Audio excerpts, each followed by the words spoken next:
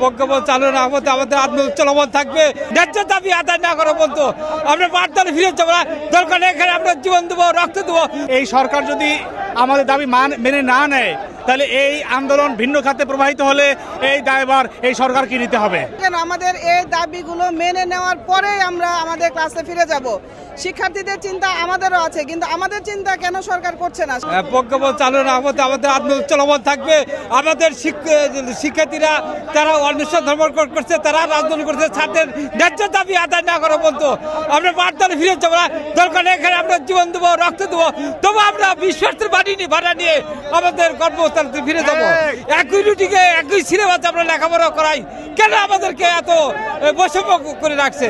বৈষম্য দূর করার জন্য আজকে আমরা রাজপথে আসবো কেন? এটার জবাব আমরা সকলের কাছে চাই, অভিভাবকের কাছে চাই, সুশীলদের কাছে চাই।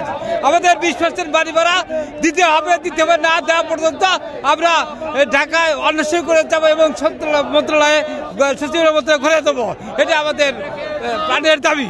লং মার্চ যমুনায় যদি আমাদের সফলতা না আসে, আমাদের যে শিক্ষক নেতা আমাদের আজিজি স্যার রয়েছেন, ওনার নেতৃত্বে উনি ডাক দিবেন। আমরা সপরিবারে আমরণ অনশনে আমরা বসবো এবং এতে কাজ না হলেও সারা বাংলাদেশ থেকে আমরা শিক্ষক সমাজ, ছাত্র, সকল সচেতন নাগরিক নিয়ে আমরা গণ আন্দোলন গড়ে তুলব এবং সেই গণ আন্দোলনের মাধ্যমে আমরা সরকারকে বাধ্য করব।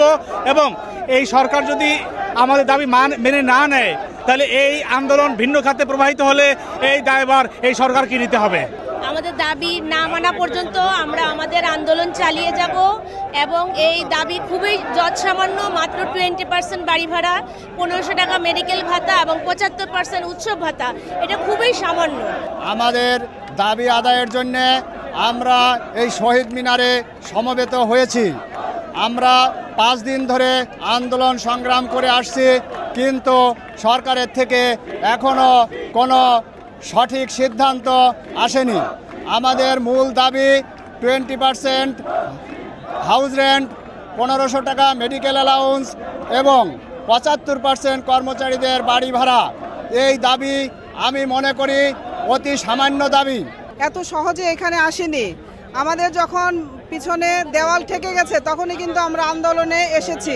আমাদের 20% ভারী ভাড়া, কর্মচারীদের 75% উৎসব ভাতা এবং যে দাবি দাবাগুলো আছে সেগুলো মানতে হবে। যদি আজকের মধ্যে না মানা হয় আমরা অবশ্যই কালকে থেকে আমরণ অনশনে যাব। আমাদের নেতৃবৃন্দ ঘোষণা দিয়েছে যেভাবেই হোক না কেন আমাদের এই দাবিগুলো মেনে নেওয়ার পরেই আমরা আমাদের ক্লাসে ফিরে যাব। শিক্ষার্থীদের চিন্তা আমাদেরও আছে, কিন্তু আমাদের চিন্তা কেন সরকার করছে না সেটাও কিন্তু সরকারের কাছে আমাদের দাবি রয়েই যাচ্ছে। আমাদের ফিরবো আমরা যখনই আমাদের দাবি দাবাগুলো মিটিয়ে নিবে সরকার। আজকে যদি প্রজ্ঞাপন না হয় তাহলে আমাদের নেতার নির্দেশ ক্রমে আমরা যমুনা অভিমুখে অগ্রসর হব। এটা আমাদের আছে, আজকে যমুনা অভিমুখে আমাদের লং মার্চ হবে। আমরা 3 দফা দাবিতে আমরা মাঠে অবস্থান করছি। যতক্ষণ পর্যন্ত না আমাদের দাবি দেওয়া পূরণ হয়, প্রজ্ঞাপন হয়, ততক্ষণ পর্যন্ত আমাদের আন্দোলন চলমান থাকবে।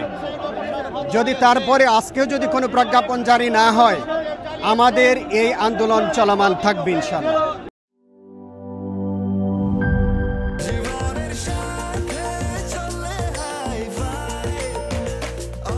স্বাস্থ্যকর অল টাইম, সব সময় অল টাইম হেলদি লাইফ।